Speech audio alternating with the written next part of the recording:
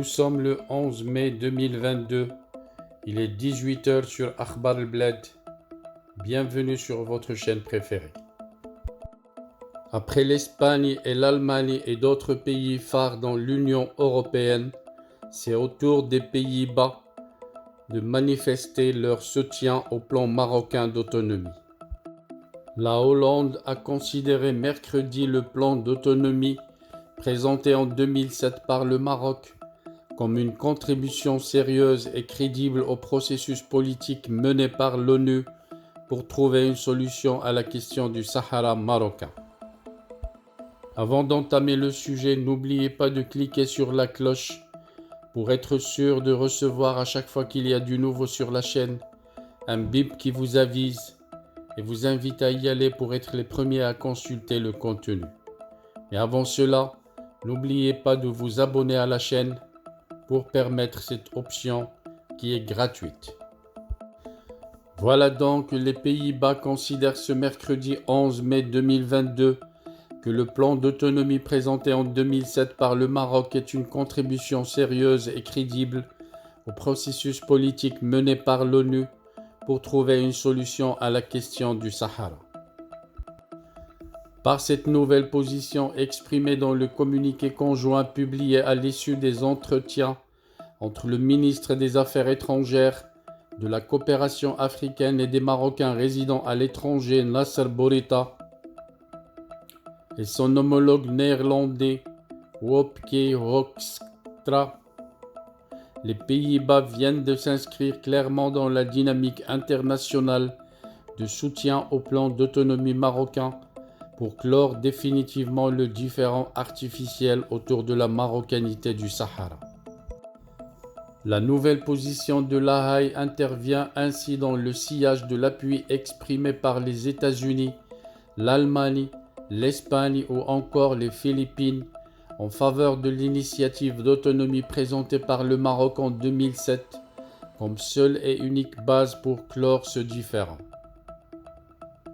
Dans le communiqué conjoint qui a sanctionné les entretiens, Bourita, Hoekstra, les Pays-Bas et le Maroc ont réaffirmé leur soutien à l'envoyé personnel du secrétaire général de l'ONU pour le Sahara, Staffan de Mistura, et à ses efforts pour poursuivre un processus politique visant à parvenir à une solution politique juste, durable et mutuellement acceptable, conformément aux résolutions du Conseil de sécurité ainsi qu'aux objectifs et principes de la Charte des Nations Unies.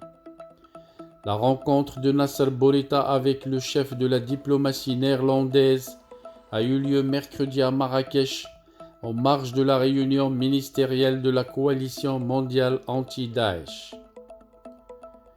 Ils ont également mis en avant le rôle important du Maroc dans le cadre de la coopération entre l'Union européenne et l'Union africaine, rappelant les relations de longue date qui unissent les deux royaumes depuis plus de 400 ans et leurs liens étroits sur les plans social, culturel, économique et humain.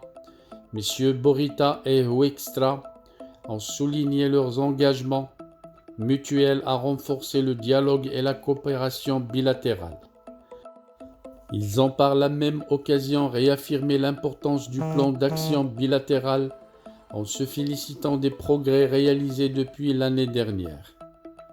Les deux parties ont fait référence selon le communiqué aux récentes missions au Maroc de l'envoyé hollandais pour la lutte antiterroriste et du commissaire de la police néerlandaise nationale, outre l'exposition des œuvres de l'art marocain dans le musée Cobra à Amstelveen aux Pays-Bas. Les deux responsables ont également exprimé leur ferme volonté de continuer à intensifier sur tous les plans le dialogue et la coopération, notamment dans les domaines de l'immigration, la culture, la sécurité, les droits de l'homme et la coopération économique.